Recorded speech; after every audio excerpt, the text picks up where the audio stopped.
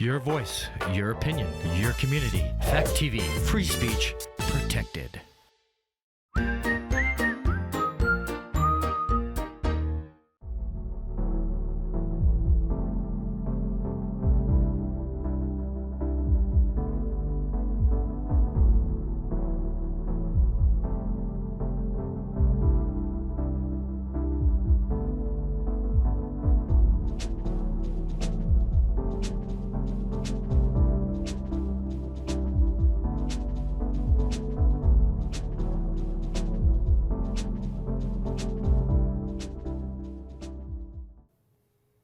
And welcome to the New Commons. I'm John Michael Dumais. And I'm Johanna Laurie. And we're pleased to welcome our guest, Representative Jim Kofalt of Wilton. Very nice to be here. Thank you for being here. And I will read a little bit of your bio and we'll get involved in our conversation. Jim Kofalt is a founding member and director of the 603 Alliance. He moved to New Hampshire in 1998 and settled in Wilton a few years later. Jim has served on the Wilton-Lindeborough Cooperative School Board and on the Budget Committee prior to that. Jim's focus has always been on providing quality education and getting the best possible value for taxpayers' money. Jim is a second-term state representative and currently serves as the Deputy Majority Leader in the New Hampshire House. He is a member of the Health and Human Services and Elderly Affairs Committee, the Fish and Game and Marine Resources Committee, and the Speaker's Special Committee on Commissions. That's a lot of long words, Jim. Jim is a strong proponent of medical freedom, the Second Amendment, free speech, property rights, and free market economics. In his first term, Jim sponsored House Bill 440, which preserves civil liberties during a declared state of emergency, assuring that constitutional rights may not be limited or suspended by a New Hampshire governor. The bill was signed into law early in 2022. Jim is also a writer. You can find his material at Jim Kofalt. That's KOFALT.medium.com. Jim, welcome again. Great to be here. Thanks for having me. I really appreciate you coming over from Wilton or Concord, wherever you were today, doing the state's business. Can you add anything you'd like to that introduction and tell us maybe a little bit about the 603 Alliance? Sure. So I've actually been involved with political matters in New Hampshire probably mostly since 2014. That's when the 603 Alliance got started. And I think we saw a lot of things that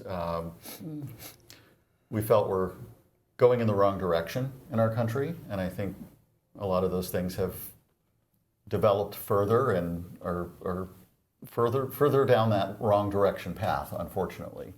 But what we wanted to do was to be a voice for what I would consider common sense values, letting people live their lives, make their own decisions. I am a believer that limited government is better than big government.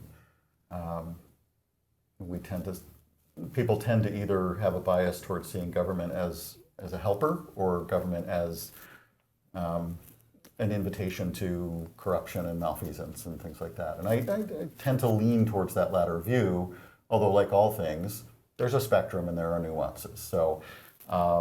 But that fuels kind of a lot of my worldview. And the 603 Alliance has done a lot of candidate training. We've trained candidates, especially to run for state representative, for school board, we've had state senators and county commissioner candidates come to us as well. We've done a number of events with speakers who speak about some of the issues that you talked about, Second Amendment, free market economics, things like that. So we met last year at a conference that we were holding in Swansea, and you shared a story of bridging the political divide. And I should mention that the group that was there was a sincerely heterodox group politically and philosophically. There were Democrats, former Democrats, walkaways, libertarians, Republicans, conservatives of various stripes, Christians, non-Christians. So, we're entering the conversation together from this place of we're all in this together. We all may have somewhat different political slants, although I think many of us have kind of found ourselves in nowhere land as far as politics goes, or at least as far as labels go, and that may be the particular issue. But you shared some thoughts there at that conference to end, and that was quite well received. And then you followed that up by writing an article on that, provocatively titled, "They Want Us to Hate Each Other." And I'm just going to read a little bit of that and then have you tell us a little bit more of the story. This is maybe, getting around towards, as you're wrapping up with this, I think is an important way to, I think, contextualize what we're going to hope to talk about today. You say, "The people all around you have sons and daughters, sisters and brothers, mothers and fathers, husbands and wives. They have fears and aspirations. They have experienced trauma and loss. They appreciate beauty, friendship, and acts of kindness. And almost without exception, they love dogs. The person you think of as a right-wing extremist or a left-wing loon undoubtedly has compelling life stories of their own. Meet them in that place, and you might discover something remarkable. Labels begin to lose their power over us. So, too, does the false promise of finding one's life's purpose and fanning the flames of conflict. War, and I might add, winning at any cost, loses its seductive power." So, can you maybe just give us an abbreviated version of your talk? And I think you started with a story of Rwandans. And Right. So the Rwandan genocide is an interesting story because if you look at it in retrospect, and I was basing this in part on a memoir that I read by Immaculée Ilibagiza, who lived through the genocide, hid in a tiny bathroom with, I think, 7 or 9 other women for 3 months. Her entire family had been killed, and all the while she was praying for the people who were out to find her and kill her, which I think is just an extraordinary expression of forgiveness, and I don't know that I would have been capable of that. But I think as human beings, we are naturally inclined to think in terms of tribes and membership groups, and it's us versus them, and you're either a member of my tribe or you're a member of the other tribe, and maybe we can get along sometimes, but we're still tribes. And so I think a lot of people's decisions, a lot of even people's opinions are driven by that kind of tribal mentality.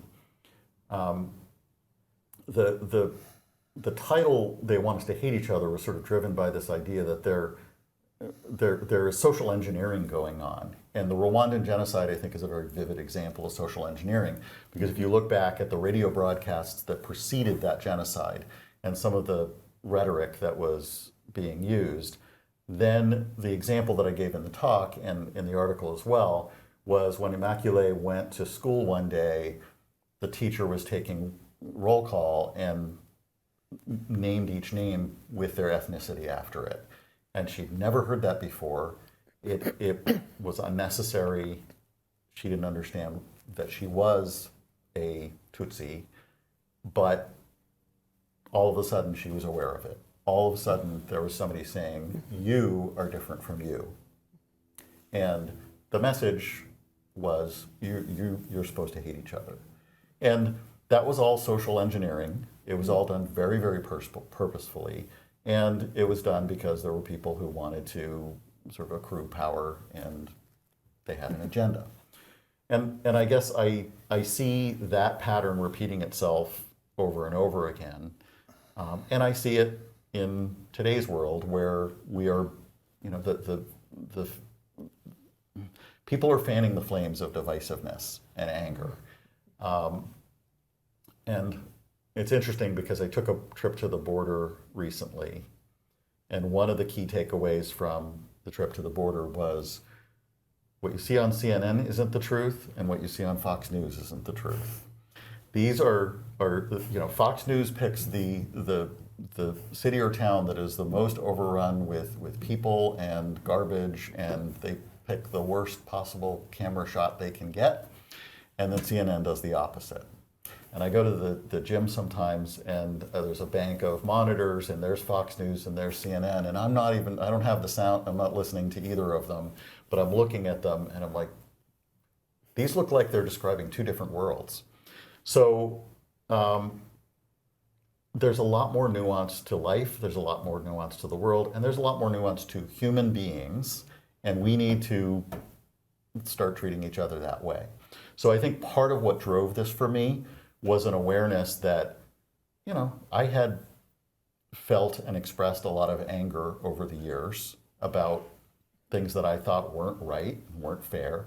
And you come to a point where you just say, well, that doesn't work for me anymore. It actually doesn't work. It never worked. It doesn't work.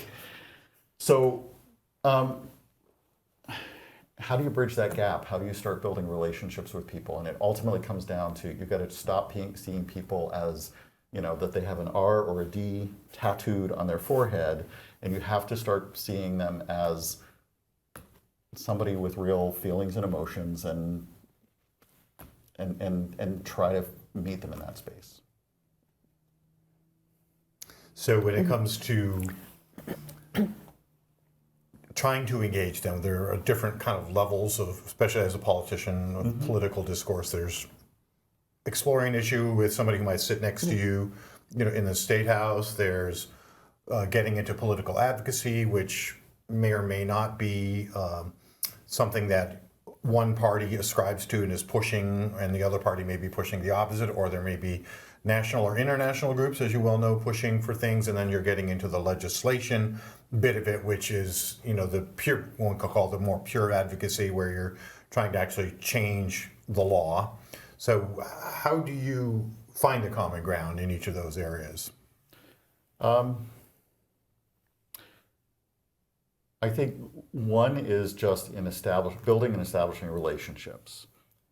If you find that there is an area of common ground, seize that opportunity, reach out. And that common ground may be somebody saying, I have a parent with Alzheimer's. And you say, I just have gone through that recently. I know what it's like. It must be really hard. Sometimes it's when somebody is the target of an attack and it's not justified, and that they're on, I'm going to put this in quotes, the other team. But you reach out and say, this is wrong and you shouldn't be treated this way. I think that there are ways to reach out and establish a relationship. And I don't mean that to sound in a manipulative way. I actually really do want to establish a relationship. And that pays dividends down the road as people understand that you're interested in them as a human being and not as a member of this or that team or a vote. You're engaging them sort of for who they are. So I think it starts there. It would seem to me that actually the legislatures all over the country ought to be the prime place you could do that. Because here you have these discussions about things that really count, about things that people are going to vote for, about what matters in people's lives. And so here it ought to start. And then, of course, what we see on TV is just the exact opposite, people just yelling at each other. So I guess my question would be, so you with this approach, how do you relate then to people, say, on your team who are screaming and yelling, and when you're trying in a quiet way to contact people on the other side who aren't screaming and yelling too? I mean, you've got the screamers and yellers on both sides. That's what I'm saying. And then you've got the people who are quietly trying to do something. Right. So how does that play out? I've been in situations where I was, let's say, taking kind of a peacemaker diplomat role in the middle and got harshly attacked by my own side. Lost friends over it. That was disappointing to me, but I feel funny saying this, my principles are more important than my friends. But the takeaway is that they feel you're being disloyal, basically. Exactly. They just say, okay, Right. you're not on our Right. team anymore because you know, right? But understand that even within the, let's call them the two teams, there are factions, and well, you shouldn't like that guy, and I tend to just say I'm not going to engage in that. Okay, I am trying to have a positive relationship with everybody around me. I've had a guy come up to me last year, and I was about to introduce a bill to a committee that he was sitting on. He said, Jim, I need to kill your bill. And I said, I know, you do what you do, I'll do what I do, let's go have a beer afterwards. And I think a lot of people take it really personally, and they take it personally because there's a sort of ethos in our country right now that if you disagree with me, I hate you. Mm-hmm. And this is a really dangerous dynamic. So we need to understand that disagreement is not a personal condemnation, it's not a judgment, it's just we have a different opinion about something. Let's talk about it. And once you can start to have that conversation, then you can realize that maybe you're not as far apart as you thought you were. And that's when you can start to find common ground. As a legislator, see, because I've been an activist considerably longer than I was a legislator, but as a legislator, you kind of have to realize that the person that you're angry at or you dislike or you're labeling for some reason today may be your best friend tomorrow on a different issue. And so when that happens, you tend to you tend to interrupt that initial process of sort of judging and condemning.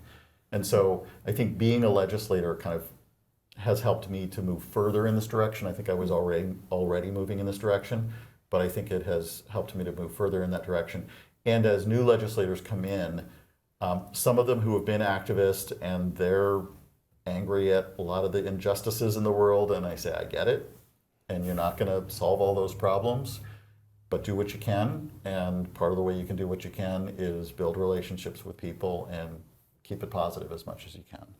I was just thinking that perhaps because we have such a huge legislature here in New Hampshire, that this is a prime ground for really this kind of discussion, because in states where they're smaller, there's fewer people involved in. There are all these people here who have to be there and have to talk to each other, and I'm reminded as you speak too that what's coming in the way of this all the time is what the media are showing us, because there's sort of like the link, the unspoken link between the people who elect you and you, and so we're hearing, the people who elect you are hearing what the media is saying about all this. So in a sense, it's like you're gladiators in the, in the Colosseum. We're expecting you to be out there and, doing your bit to fight the other side, instead of actually being there to bridge the divide.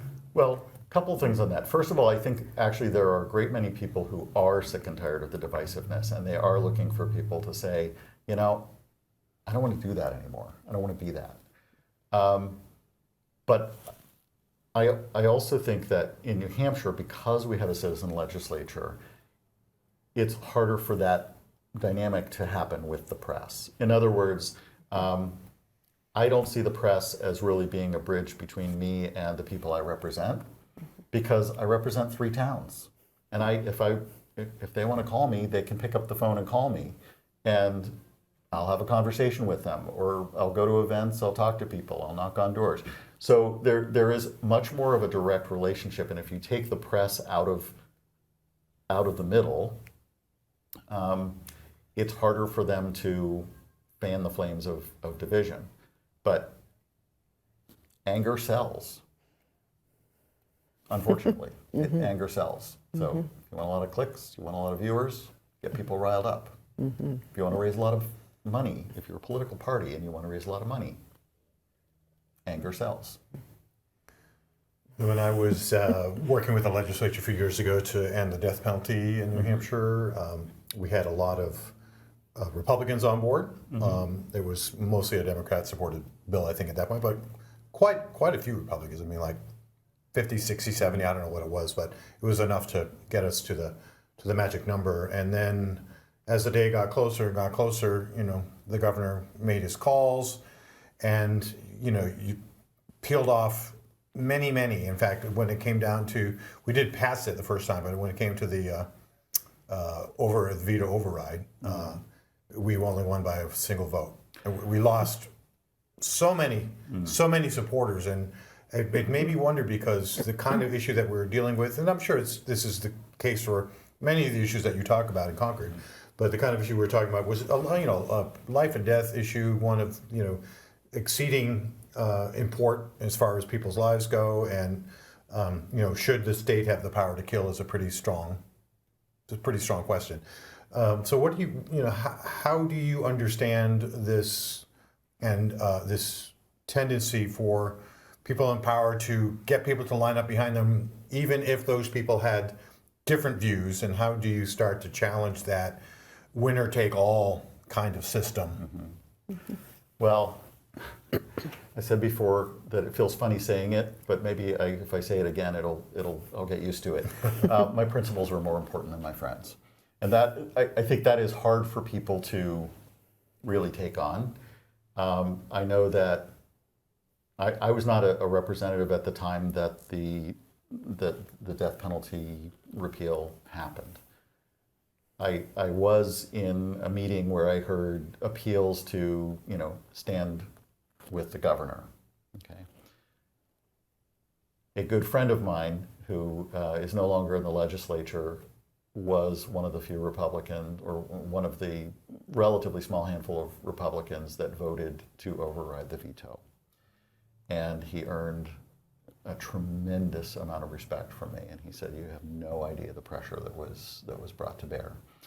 And it's not just kind of like the governor calling you and all of your party leaders looking at you, but in some instances, I've seen people say, if you don't do this, we're going to strip you of your chair, or whatever. It's like it's not just we're not going to like you anymore, right? Yeah. I mean, there are some some severe sticks that are being used, and maybe some carrots. Mm-hmm. How do you start to challenge that?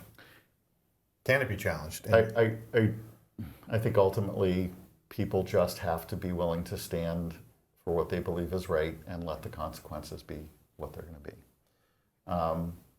I understand the desire to sort of get everybody to vote one way on a particular bill, because I've been in that position, not stripping people of chairmanships or not using some strong tactics like that, but there is for me there are things that you can accept that you're not going to have perfection, and you can vote for something that maybe you believe in 80% but not 100%. I can do that if I feel like it's moving things in a positive direction. What I can't do is violate fundamental principles. And so the death penalty is a really good example of that, because I'm in the same position as you are. I don't believe we should give the state that power. There are people who've been wrongly convicted. We've all seen the TV shows where somebody's been wrongly convicted, the conviction is overturned. You can't give them their 20 years in prison back. If you take their life, you can't give them anything back. And so I think that there's certain issues where it's a matter of principle, and you just have to stick with it and let the chips fall where they may. And that's another nice thing about the New Hampshire legislature is, compared to other states, it's a relatively low bar to get in. You're not setting out to be a professional politician. Very often we have to kind of ask people, would you please run? If somebody took away my state rep position tomorrow, would I be disappointed? Yes, but if it were done, if that were the cost for standing by my principles, then so be it. Well, this works down to money too. The fact that state legislators are paid hardly anything, so you don't do it for the money. You do it because you want to be in there, because you want to represent people. Absolutely. And that's really the way politics ought to be. Mm-hmm. The problem is, in this country, politics has become totally for hire, especially on the national level, that you have to work your entire life to raise enough money, and the little guy can't get in at all. The person with principles is generally sidelined completely, and then the person who gets elected has generally sold themselves out a zillion times to all kinds of wealthy donors. So we have a flawed system here, don't we, in terms of, at least on the national level. Yeah, and I've heard suggestions that we increase the pay. I know most people I know would strongly oppose that. I love that we only make $100 a year. I've heard people suggest that we should have a smaller legislature. I don't like that idea at all. I think the more people we have in the legislature, it's hard for a lobbyist to sit down and have a 3-course meal and Get nothing from it. you can't wine and dine 400 people. At least in the state of New Hampshire, the economics of it aren't there. So that's great. We have a citizen legislature. People are in it because they care. Regardless of what side of the aisle they're on, they're in it because they care. And that's the way it should be. Gosh, seems like if we could change the national legislature to the same, boy, would that be a change. Well, it seems to me it's a long-term proposition, starting with the kinds of things you're doing. Do you have any example of successfully working across the aisle to get something done where maybe another tactic by a party might not have worked? Or I don't know if I can give examples of where we've been successful in it, but I think just in having the conversations and building the relationships, we're moving towards that. I'll give a couple of examples. So there was a bill last year intended to protect groundwater, and it concerned the placement of landfills. And that there's a big group of citizens that were very interested in getting that passed, and it was sort of framed by the opponents of the bill as sort of, well, it's an NIMBYism, it's not in my backyard. Well, the bill was intended to protect groundwater, so I went out and talked to some environmental scientists, and the one comment that sticks in my head is the first thing we learn is that every landfill leaks. It's just a question of when, right? So we all rely on clean water. For me, that was, that's not a partisan issue. So in fact, it was, I think, like 3 speeches about that bill. Republicans gave the speeches. Democrats were all on board. Many Republicans were. We passed the bill. It got vetoed, and we overrode the veto in the House. The Senate sustained the veto. So that was not successful, but it felt like there's an issue where we can make the case that there's a principle and we all should be driving for that. And there have been some similar bills that have come up this time, and so far none of those has fared well. So that's one example. There was a vaccine-related bill that's another example, which essentially just said that the state should not be selling or promoting vaccines that have not been adequately tested on voluntary human subjects. And the Democrat Party generally was voting against that bill, and the Republicans were generally voting for the bill. But we had a Democrat give a really articulate floor speech on that bill. It was great. And I have since reached out to him, and we've gone to some events together. But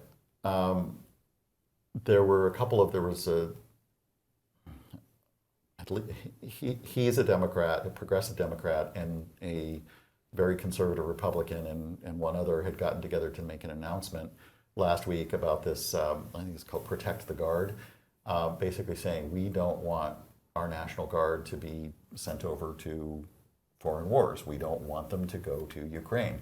And you sort of saw, and we're not supposed to, applaud in the chamber, but you see people kind of doing this on both sides of the aisle, where you kind of say, "Amen." Yeah.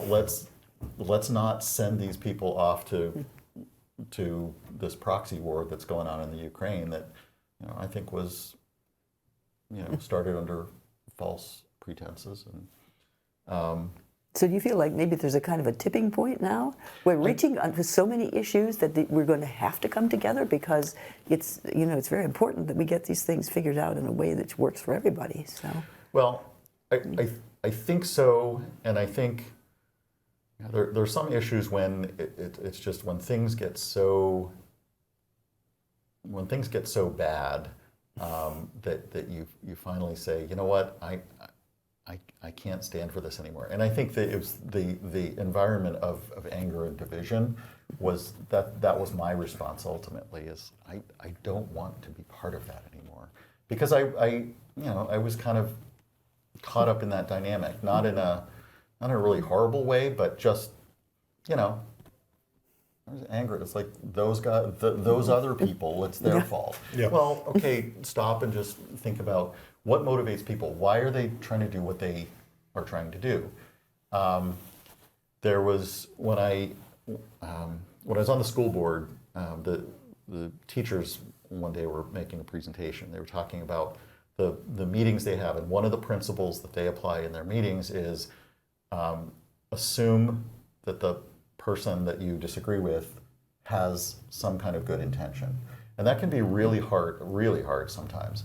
But at least try to figure out, what is this person's good intention? And maybe it's based on false information, maybe it's because they're just caught up in somebody else's narrative, or maybe I need to look more closely at my own view and consider, are there some ways in which this person might be right? But you put some effort into thinking, what is driving that person to do or say what they're doing and saying? And I think that's a really good starting point for how can we work together.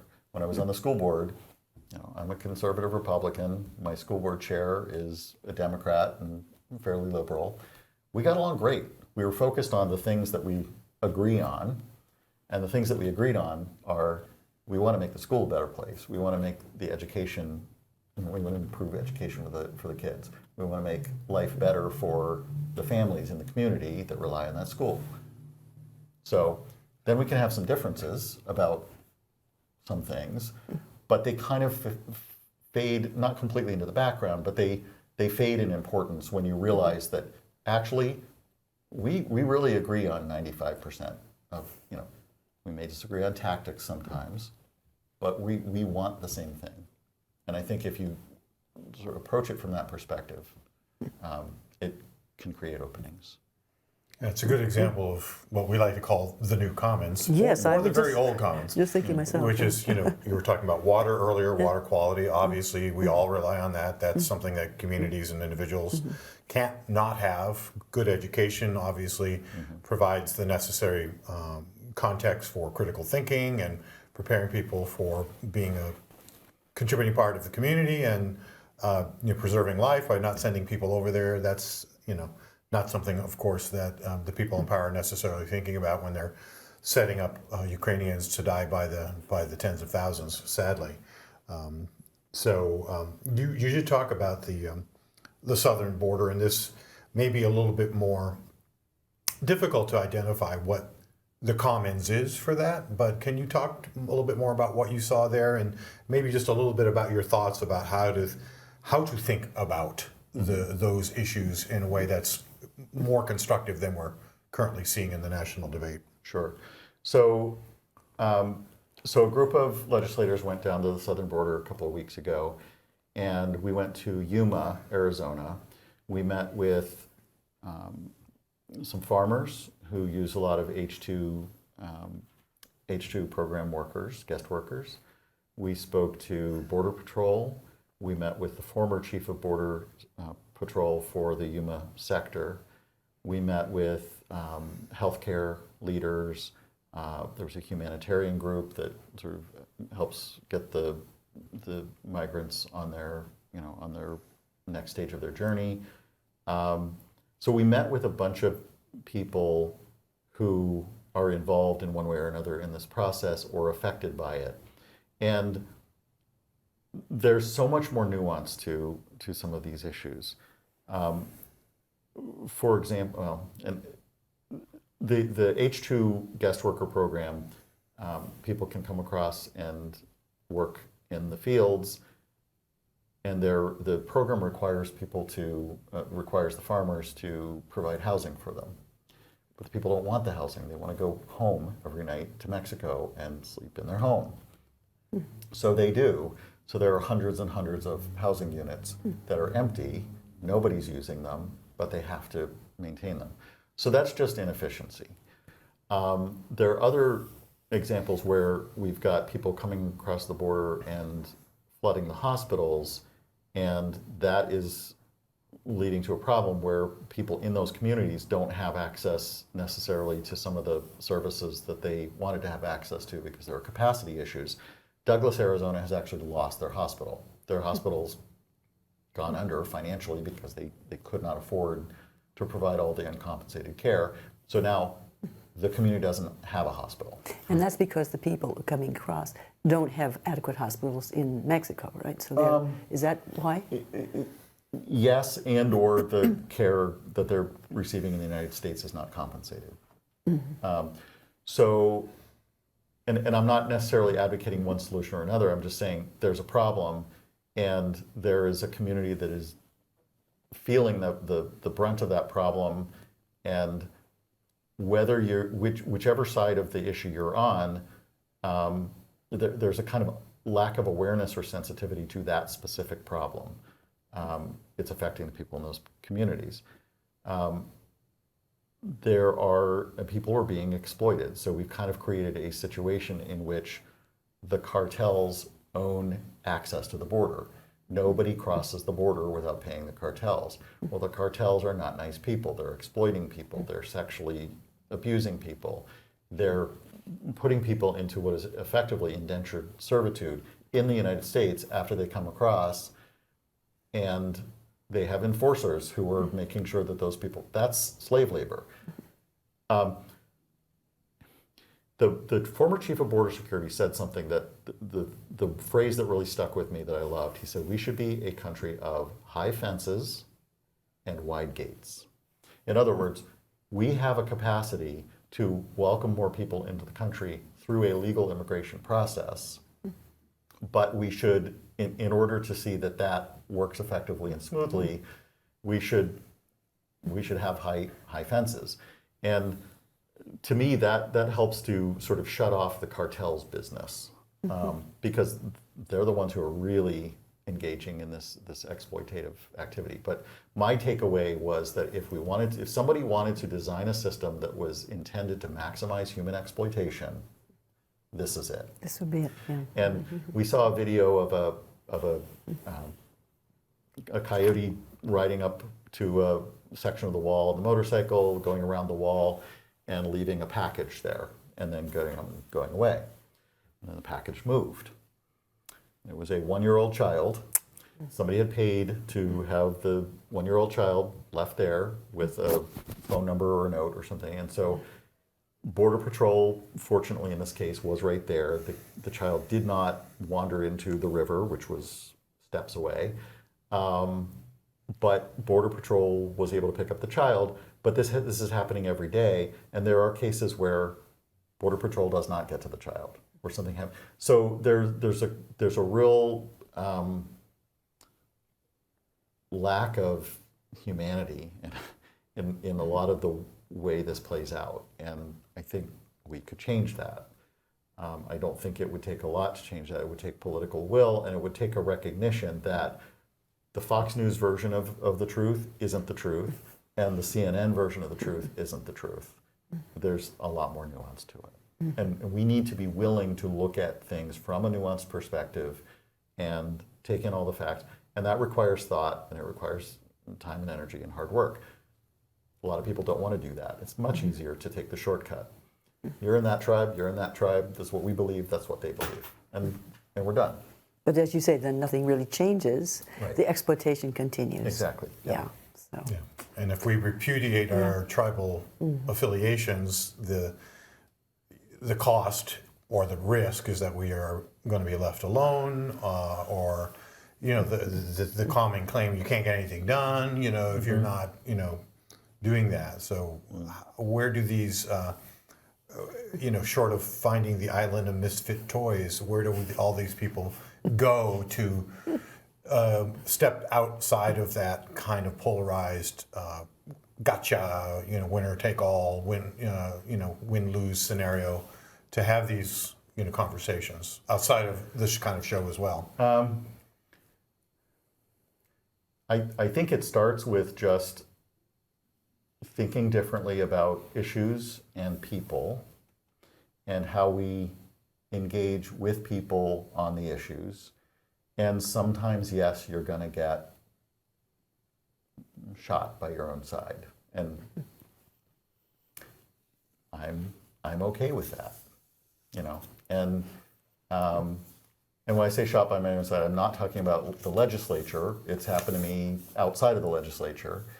And you just need to be willing to accept it. But I also think that ultimately, if you are intent on forging positive relationships with people, even when you disagree with them, eventually it pays off. And I actually do. You said Island of Misfit Toys. I think, you know, I think there's a lot of people who, I think we could build a coalition of misfit toys, and you know, we could, and I think we've had some of that conversation. So that when I talked about a progressive Democrat and a sort of very conservative Republican getting up on the House floor together and saying, "Hey, we don't think we should be sending our National Guard troops to the Ukraine," that's a great example of it. Like we can step beyond the tribal boundaries, and the tribes don't like it, but okay. Too bad. Yeah. I mean, there's a great movie called The Open Range with Robert Duvall and Kevin Costner, and it's a Western. It's just beautifully photographed, but it's sort of the classic story of these guys are grazing cattle and they come into this town that's run by a corrupt, you know, cattle baron, and somebody comes up to Robert Duvall in the bar and says, "You guys can't be challenging his authority. They'll kill you." And he says, "Oh, there's worse things than dying, son." and I love that line. And it's, to me, it's like, you know what? There comes a point where you just have to say, this is who I am, this is what I stand for, and there's worse things than dying. So, and because we have the legislature, a citizen legislature, it's sort of easier to be that way and do that. You've been a pretty strong advocate for medical freedom.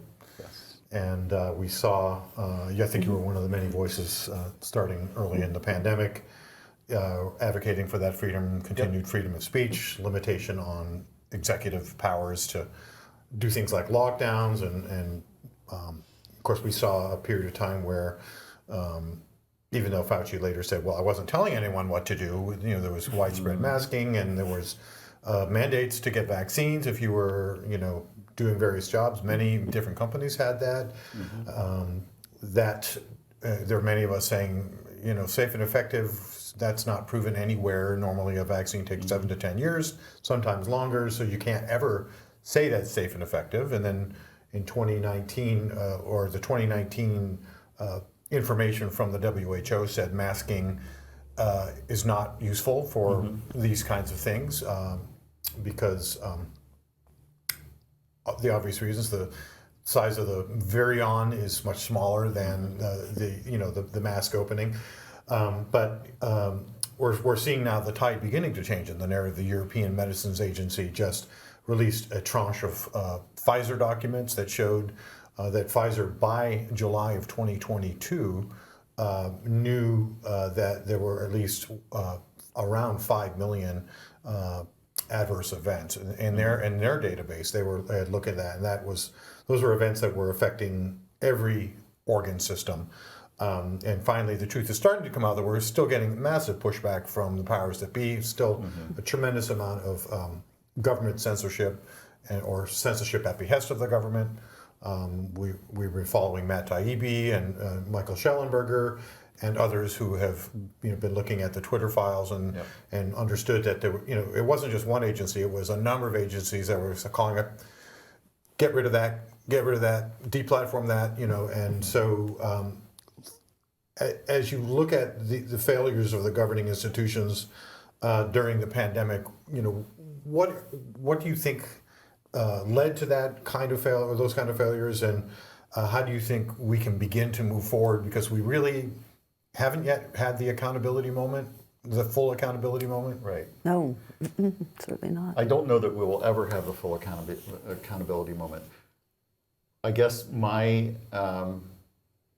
when you call them failures, I'm not sure I would use that word, because I see it as, to the extent that they were failures, they were failed attempts to push the agenda all the way through. And I think it met more resistance than the powers that be expected. And so I guess to me there was this great silver lining through the whole pandemic and everything that has ensued, which is I think that a lot of people are more suspicious of the so-called experts.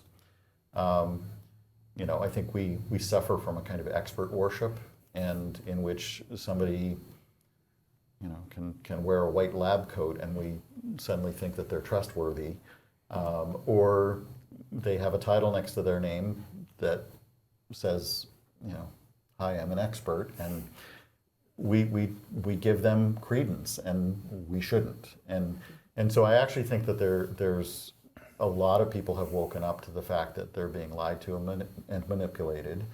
And circling back to the article, they want us to hate each other. I think part of what I wrote in that article is sort of there was this kind of awakening of, oh, we've been lied to and manipulated, and a lot of that manipulation was sort of aimed at getting people to sort of be enforcers in this process. So the sort of the pandemic of the unvaccinated, and people actually saying, oh, well, if you're not vaccinated, you should be put in jail, or Yeah, wow. shouldn't get health care. Yeah, I mean, there are some, and there's still some people saying such things, and I just find that chilling. But at the same time, I think that as we learn more and more about this, I know a lot of people who did get one of the COVID vaccines who have since said, I regret it. I'm glad that I haven't had any adverse effects, but I feel like I was lied to. And so with a sincere hope that those people continue to not feel any adverse effects, I feel like there is some silver lining in this sort of awareness that as human beings, we really, really, really need to think for ourselves and not just accept the truth that is handed down to us. And so I think that over the past 3 years or so, there's been a heightened awareness that we do need to think for ourselves, and that the truth that's being handed to us might not be what they're saying it is. And this might luckily then apply to other areas. Lots the of other COVID, areas, but lots of yes. other areas, yes. So maybe people will then begin to sort of wake up and see that they have to do some homework. Right. So on the vaccine issue and the COVID vaccine issue in particular, I think it's very easy for somebody like me to say, follow the money. This is, and I had a conversation yesterday with somebody about ivermectin and remdesivir, and why are people why was remdesivir the approved treatment and ivermectin was the hoax treatment? Well, look at the cost per dosage, and there's your answer. And who owns the patents? There's your answer. By the same token, for anybody who voted against the landfill bill, which was intended to protect groundwater, I would use the same argument. Yes. Follow the money.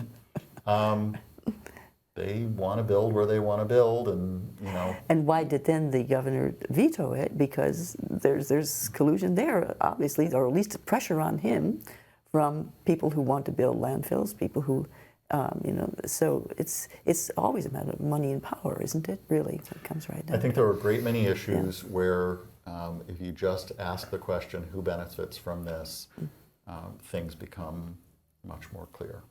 I was contacted by a parent in Brattleboro, Vermont, whose son had been vaccinated against his consent with the COVID vaccine, 7-year-old child.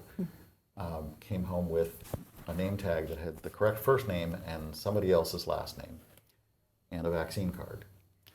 Well, it turns out that the Vermont public health system pays the schools once they reach a certain level of vaccination. There's an incentive there. Why is there an incentive? Well, they're being the Vermont Department of Public Health in turn is being incentivized by the CDC. So there's a top-down agenda that's happening, and yeah, I think the answer really is in people pausing to ask these questions and be willing to look at, follow the money and be willing to look at things from a more nuanced perspective. Mm-hmm.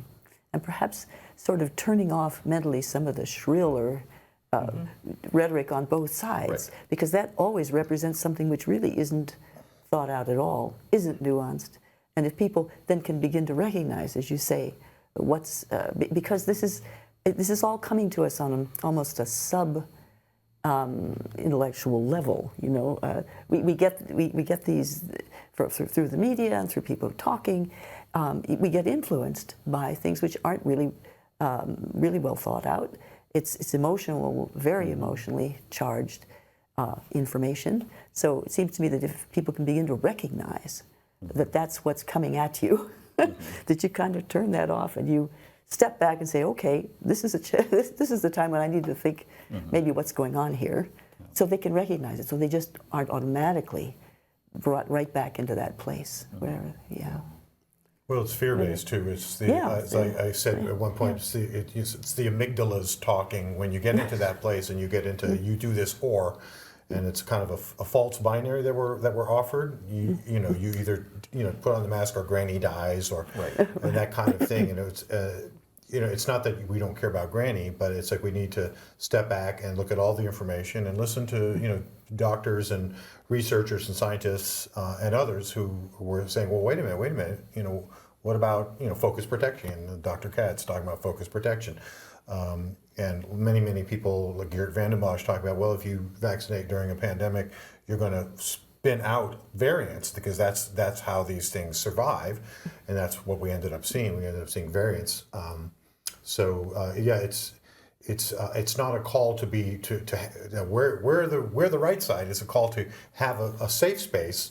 Like Rumi says in his poem, out beyond notions of right doing and wrong doing, there's a field. I'll meet you there, and it feels to me, Jim, that's kind of what you're offering in the way that you conduct yourself, in your life and also in the legislature, and that's to us that's kind of a way of inspiring this new conversation that we're hoping to have and that we're hoping to inspire here with the new comments. Can't be done quickly. Can't be done from a point of view of I'm winning. Can't be done from a debate point of view either. That's not going to get us where we need to go. But I also think that there's value in standing in the middle so that others can see there is somebody in the middle, and if I go there, I'm not going to be alone. Yes. And so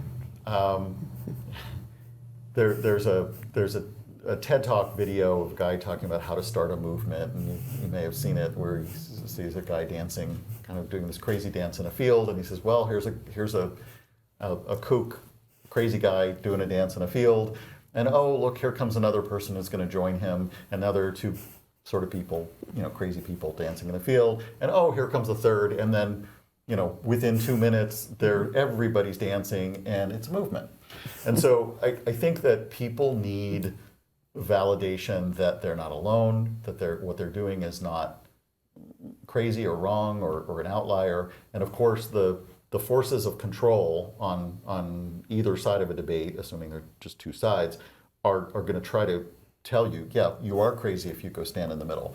Yeah. And so I think that there is power in being willing to be alone in that space, and let other people know, you can join me here if you like. I would love for you to join me here. And what happens eventually is that people will. Yeah.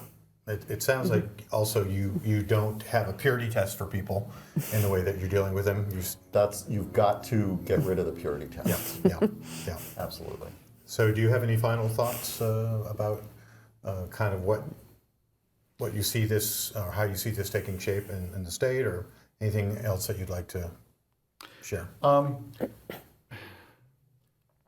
I think you said before, it's a long process, right? This is not something that happens overnight. I think it's just, it's about changing the way we engage in the political process. It's also about how we engage just in day-to-day interactions overall. And I think if we can, there was a time when you couldn't hate your neighbor because you needed your neighbor to help you raise the barn, do the barn raising next Certainly week. up here. We're not. I mean, we are in this. We don't need each other anymore, and that there's a dark side of that. We don't need each other anymore. So instead of kind of being forced to get along or having a really powerful reason to get along, now we have to choose it, and we can choose it. We have that power, and we should do it. Thank you. And how can people get a hold of you? If people want to reach me, the best way is by email, jim@jimkofalt.com. So JIMKOFALT.com. So jim@jimkofalt.com. Good. And just a reminder that your writing is at jimkofalt.medium.com. And I thought I would close out with just reading a little bit from that article that you wrote. They want us to hate each other. Forgiveness is the solution. The problem is that everyone seems to want the other guy to go first. It's not easy.